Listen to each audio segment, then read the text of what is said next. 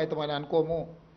ఎవరైనా సలహా ఇస్తే అనుభవజ్ఞుడు సలహా ఇస్తే అది ఉపయోగపడితే అది రాష్ట్రానికి ఉపయోగపడితే అది మాకు ప్రయోజనం, రాష్ట్రానికి ప్రయోజనం. రాజకీయంగా మాకు ప్రయోజనం, ఆర్థికంగా రాష్ట్రానికి ప్రయోజనం ఉంటుంది. కాబట్టి ఒక క్రమ పద్ధతిలో గతంలో సృష్టించిన సమస్యల్ని పరిష్కరించుకుంటూ భవిష్యత్తుకు ప్రణాళికలు వేసుకుంటూ ఆ ప్రణాళికలో భాగంగా స్టేక్ హోల్డర్స్ అందరితోని మాట్లాడే విధానాన్ని మా ప్రభుత్వం తీసుకుంటుంది. మీకు అనిపించవచ్చు కొంత గందరగోళం, కొంత ఆలస్యం అవుతుందనో. ముఖ్యమంత్రి గారు వచ్చారు, ఎంఏయుడి ఆయన దగ్గర ఉంది, ముఖ్యమంత్రి ఆయన దగ్గర ఉంది, మా అనుమతులు ఏమి వస్తలేవు, ఎక్కడొక్కడ ఆగిపోయినట్టున్నాయి, ఇన్వెస్ట్మెంట్ చేసినాం, ఇంట్రెస్ట్లు వచ్చి నెత్తి మీద పడుతున్నాయి. ఇట్లా మీ మీ ఆలోచన మీదే, నేనేం మీ ఆలోచనని తప్పుపట్టట్లేదు. మీ ఆందోళన కూడా నేను అర్థం చేసుకోగలను. కానీ పరిపాలన ఏందో అర్థం చేసుకోవడానికి నాకు కొంత సమయం కావాలి. నేను కూడా అట్లనే సంతకాలు పెట్టేదాన్ని పెడతాంటే బాలకృష్ణతో పాటు మనం కూడా ఉంటాం. అందుకోసమని నేను ఏం చేస్తున్నానో నాకు అవగాహన ఉండాలని నేను ఎక్కువ నమ్ముతా. చేసేసిన తర్వాత ఇదేందని నేను ఆలోచన చేయను. చేయకంటే ముందు 100 సార్లు ఆలోచన చేస్తా. ఆలోచన చేసినాక నిర్ణయం తీసుకున్నాక ఇంకెవరేం చెప్పినా కూడా నా నిర్ణయం ప్రకారం ముందుకెళ్తా. నిర్ణయం తీసేసుకున్న తర్వాత ఆలోచన చేస్తే అది నా విధానానికి విరుద్ధము. అందుకే హైదరాబాద్ నగరాన్ని ప్రపంచంతో పోటీ పడే నగరంగా తీర్చిదిద్దుదాము. మీకు ఏమున్నా ఏదైనా నా దగ్గరికి రావచ్చు, చెప్పొచ్చు.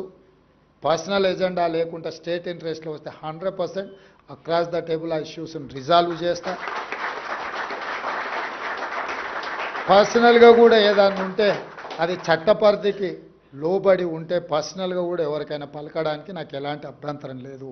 చట్టాన్ని ఉల్లంఘించి పర్సనల్గా ఎవరికైనా ఉపయోగపడాలంటే అది నా దగ్గర కుదరదు. ఇప్పటికే మీకు అవగాహన వచ్చి ఉండొచ్చు. నేను నియమిస్తున్న అధికారులను కానీ నేను తీసుకుంటున్న నిర్ణయాలను కానీ ఇంతవరకు నేను అధికారులు ఎవరికైతే అవకాశం వచ్చిందో ఎవ్వరూ నన్ను కలవలేదు, నన్ను అడగలేదు, అంత ధైర్యం ఎవరు చేయలేదు.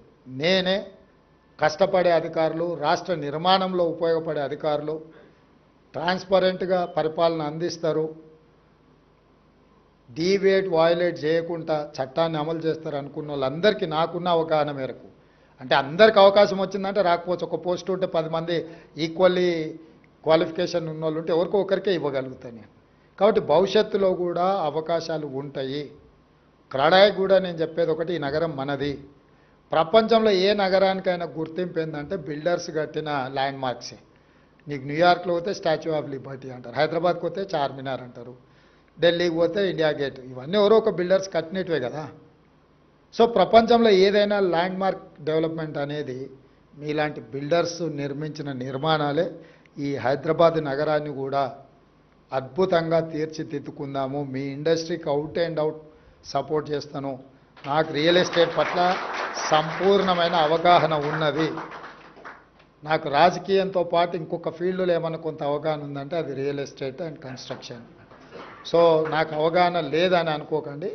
నిర్ణయాలు చేసే ముందు ఆచితూచి కొంచెం దీర్ఘకాలికంగా ఉపయోగపడే నిర్ణయం తీసుకో.